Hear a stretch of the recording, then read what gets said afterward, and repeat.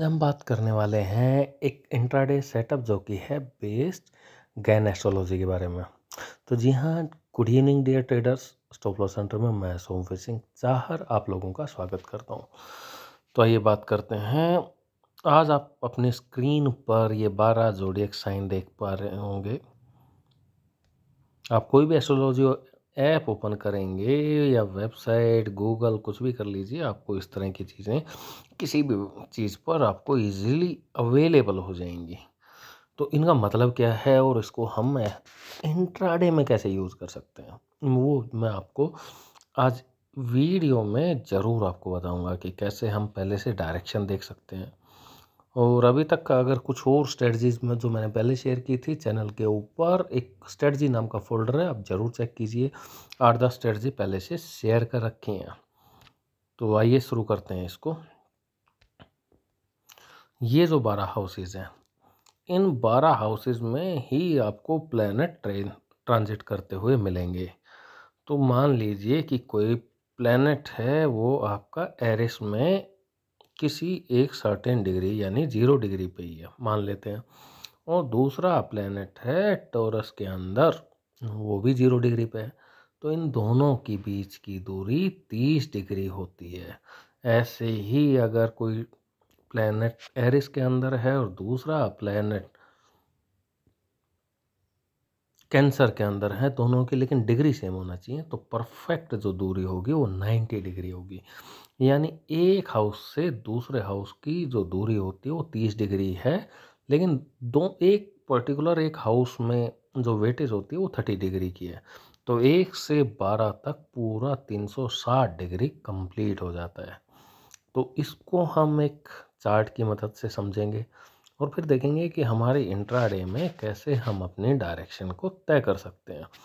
तो कुछ 12 planet 12 houses हैं, तो इसके अंदर जो प्लैनेट हैं उसके मल्टीपल सेटअप्स हैं और उन मल्टीपल सेटअप्स में से कुछ मैंने शेयर किए हैं। तो उन्हीं में से एक नया सेटअप के ऊपर अभी आगे की चर्चा जारी रहेगी।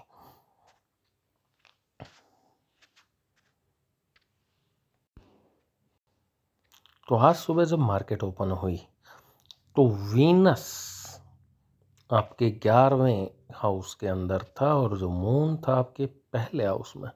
दोनों की degree almost point two point same थी, लेकिन दोनों के जब आप दूरी नापोगे तो यहाँ से आपको 60 डिग्री यानी 2 हाउसेस का डिफरेंस नज़र आएगा।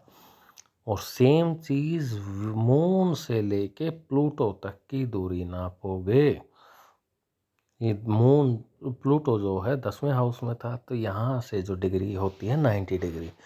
तो एक वी शेप यहाँ से हम इन जॉइंट्स को अगर मिला देते हैं, यहाँ से यहाँ मैंने ग्रीन लाइन से इंडिकेट किया और यहाँ से यहाँ मैंने एक रेड लाइन को इंडिकेट किया, तो एक वी की आवृत्ति बन जाती है।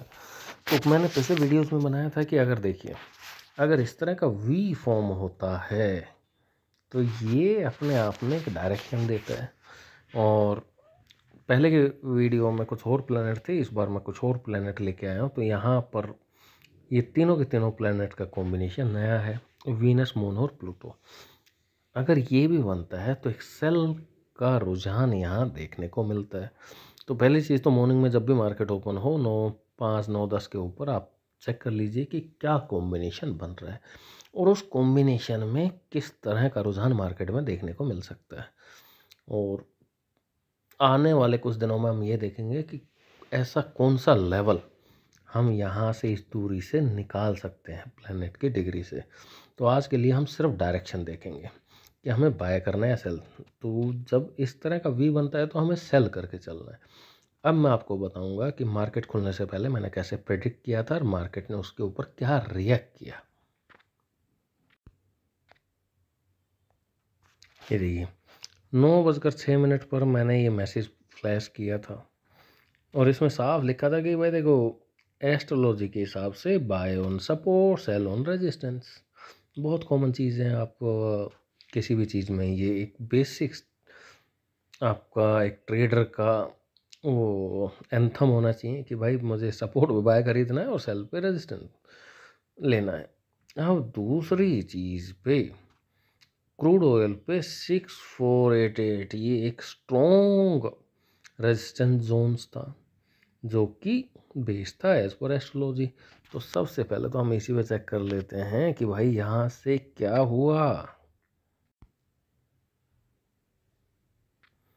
ये देखिए प्राइस कहीं 6462 के आसपास कहीं ओपन होता है और यहाँ से धीरे धीरे धीरे धीरे ये देखिए 6455 के आसपास ओपन होता है। मैं दिखा देता हूँ आपको यहाँ पर,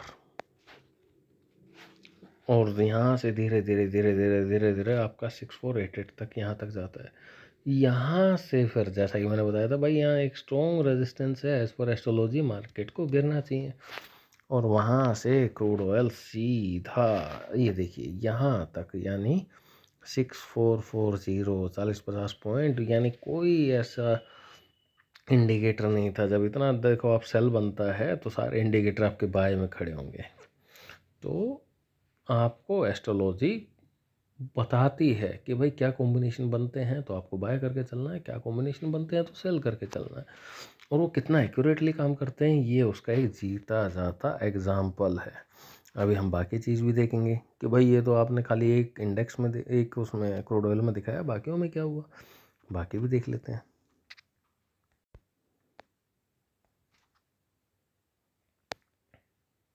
ये देखिए निफ्टी में एक रेजिस्टेंस लेवल दिया गया था जो कि था 22,488 का, और सेम बैंक निफ्टी में 476, 47,476। ये देखिए टाइमिंग देखिए 9:09 पे मैसेज फ्लैश या 9:10 पे, 9:11 पे, यानी मार्केट खुलने से पहले।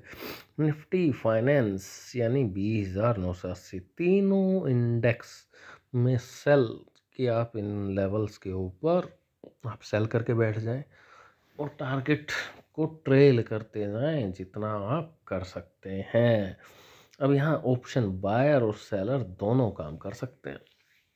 अब मार्केट में क्या हुआ, एक एक इंडेक्स का चार्ट दिखाने का कोई फ़ायदा नहीं है, आप खुद चेक कर लीजिए। बड़ा धमाका हुआ आज की डेट में, दुनिया भर के वीडियोस अभी आपको मिल जाएंगे कि किसने किस तरह का व्यू था, क्या हुआ क्या नहीं हुआ।